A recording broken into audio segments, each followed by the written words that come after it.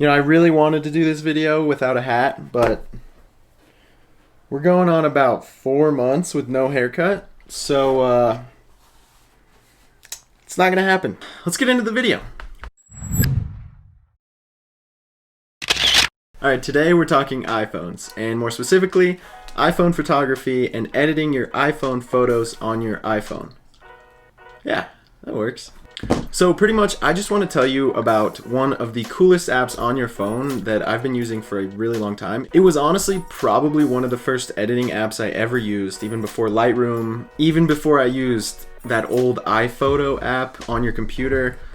This is what I was editing my photos on. And surprisingly, it's an app that stayed really high up on my list as far as iPhone photos go. And honestly, I even use it to touch up some of my landscape photos before I post them on Instagram. And before we get any further, I do want to just say this is not a sponsored video. This is just an app that I genuinely enjoy, and I just wanted you guys to know about it because I use it a lot, and some of the tools on there are actually like really helpful. So anyway, now that that's over with, let's get into it. So basically, this app is called Snapseed, and it's just another photo editing app. It's free to download, and honestly, I prefer it over Lightroom Mobile every single time. Lightroom Mobile can get really annoying really fast. So this is one that's kind of just been tried and true, and like I said, I've been using it for years, and it's still my go-to app for iPhone photos. Alright, so this is the Snapseed icon, and we'll just open that up here. Basically, it just brings you to this screen, and this is just where you import your photos. So I'm going to go ahead and import one of my iPhone photos that I took just about a week ago. Alright, so I think this is a pretty good photo to start out with. Basically, this was from a biking trip in Crested Butte that I did with my dad. Like, honestly, one of the coolest landscapes in Colorado, some of the best views. Yeah, I mean, it was a really great ride. So I didn't bring my camera, I just wanted to snap some photos on my phone. It's hard to bike and carry a big DSLR at the same time, so I just brought my iPhone. So one of the coolest things about Snapseed is it actually has tone curves. So and what's cool about it is it already has some like tone curve presets. So you can get some darker tones, some contrast, a nice little S-curve with the contrast. So you can kind of get a preview of that look that you're already going for. And then on top of that, once you get a preset and maybe you want to mess with it a little more, you can just drag the curves as you want. And what's nice is it gives you a little grid line too, just so you're making sure you're staying where you want, getting the right colors and shadows and everything like that. So that's one of the first things I do when I first start editing. And I'll actually go through and I'll edit an entire photo, but I just want to go over some of the tools that I use on a regular basis. And then the next thing is this selective brush. And this tool is honestly one of the coolest tools out there. Like, I've never really seen anything like this. It's super helpful. Just because of this tool is why I still use this app today. So basically what this does is you drop a little pin or a little filter thing there. And if you do edit on Lightroom, it's kind of like a radial filter. It gives you a circle, and basically what it does is it selects that area around you, but it's able to detect different colors. So like you see, it's only selecting the green on this mountainside, and it'll do that for anything. If I drag it over here, and it gives you a little magnifying glass to select the different colors. So if I just want to select the trail, it'll select everything in that color range. And maybe I just want the trail, and I can make the circle a little smaller, bring it down a little bit, and right there we just have the trail selected.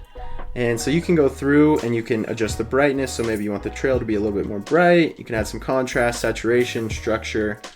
So really useful tools there, and it really helps when you have something in the background. And then just to deselect it, you can just like click this plus button, and you can start selecting another one, and you can add as many of these as you want. So you can literally dodge and burn your photos all manually through this app, which is why I really like it. So we're gonna go ahead and select this mountain in the way background, and we can kind of select that, and as you can see, it's selecting some of the blue in the sky too.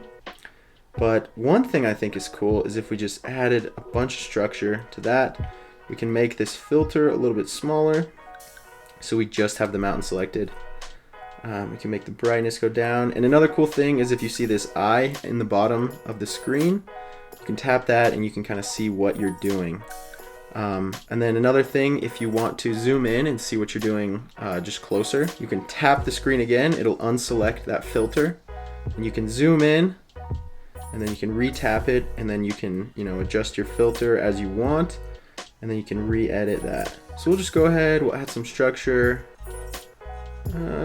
Maybe go down saturation a little bit, just add some contrast.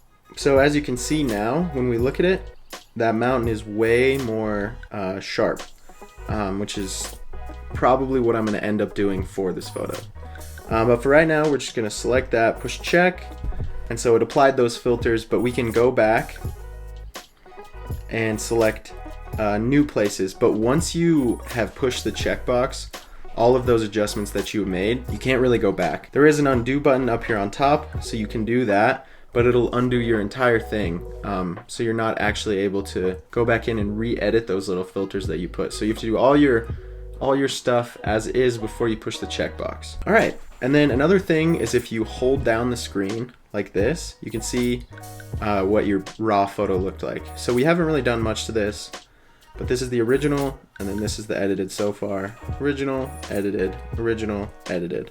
So those are just a few of the basic tools I use. I also use the brush tool a little bit for some dodging and burning, but I generally don't really use it all that much. I prefer to use that radial, that selective tool a lot more. I think you can be a little bit more precise with that.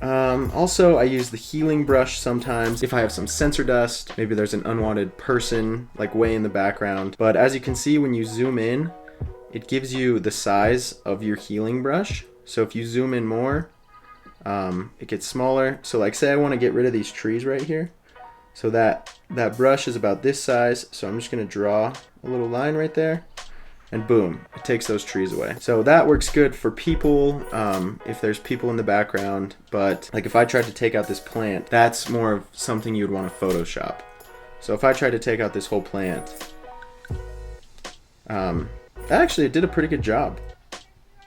That's really not that bad. Yeah, it actually did a pretty good job. I'm actually pretty surprised. But sometimes it'll just make it look weird and kind of out of place. But I'm actually pretty impressed. That actually did a really good job. I'm actually pretty impressed by that. So yeah, that's an option if you need to do that. We're gonna go back, just undo all that. And those are pretty much the only tools that I use. You can do vignettes, you can do all sorts of stuff. It's kind of fun to go around and play with some of this stuff, but for the most part and for how I edit photos, those are really the only tools that I use. But honestly, like there's a lot of really good stuff in this app, and that's why I like it so much. There's just so many different little tools to play around with, and you can really make your photos look really interesting through this app, and really good, really professionally edited. Sweet. So I'm gonna go through, I'm gonna do a little time lapse of me editing this photo to its entirety. So I'm just gonna go here, I'm gonna click revert, and that's going to bring it all the way back to its original state. I'm just going to go ahead and edit this photo to its entirety.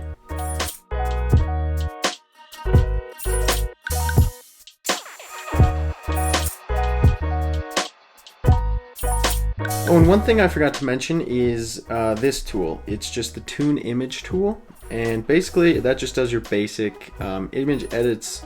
So if you tap on the screen and kind of hold down, you can see you do brightness, contrast, saturation, ambiance, which is basically like contrast and saturation. So you can see how that changes accordingly. And then it also does shadows and your warm tones. So if I want this warmer or colder, that's what I would use. So yeah, just about finishing up here, just doing the last little bit. Yeah, I mean, so pretty much that's kind of how I would edit this photo. I'll show you a few other photos where I've done a little bit more edits.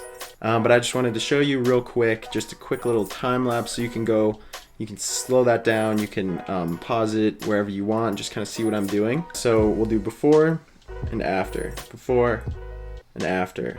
So really all I was doing was just making some of the colors pop a little bit more. You can see I tried to make the trail stand out just a little bit more. Clouds were kind of taking over, and that's pretty much all you would really focus on. So I tried to make the mountains a little more structured, made them a little bit more sharp. And then, as you can see down here, I just wanted to make sure that people noticed this little valley and all these lakes and this road going through it. So I tried to sharpen that up a little bit too and brighten that up. So yeah, this is pretty much what I do. Honestly, I might go ahead, you can go ahead and crop 4x5 for Instagram. So yeah, I'm just gonna go ahead and export that. We'll save a copy. And here is that full photo, full resolution.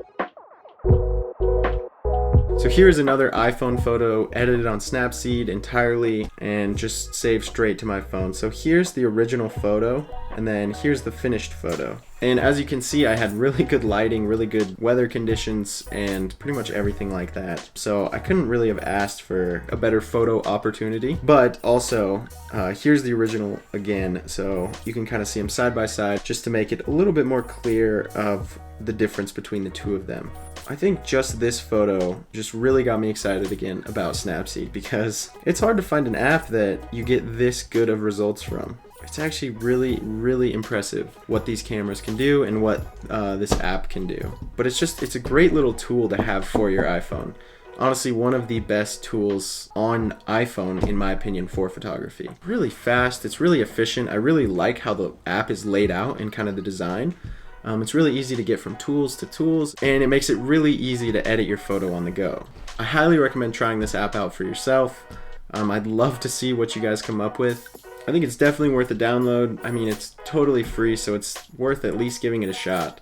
And again, like I said, it's literally just an app that I've been using for a really long time, and I think you guys would enjoy it too. So I left a link down below if you do want to go check it out. Again, it's called Snapseed, so yeah, go check it out, guys. And also, I keep forgetting to mention, but if you guys have suggestions for videos, leave them down below. They make really great video topics, because if one person has a question, usually there's a lot more other people who have that same question, whether I answer it through a comment or I make a whole video about it. So yeah, leave a comment. Alright, bye guys.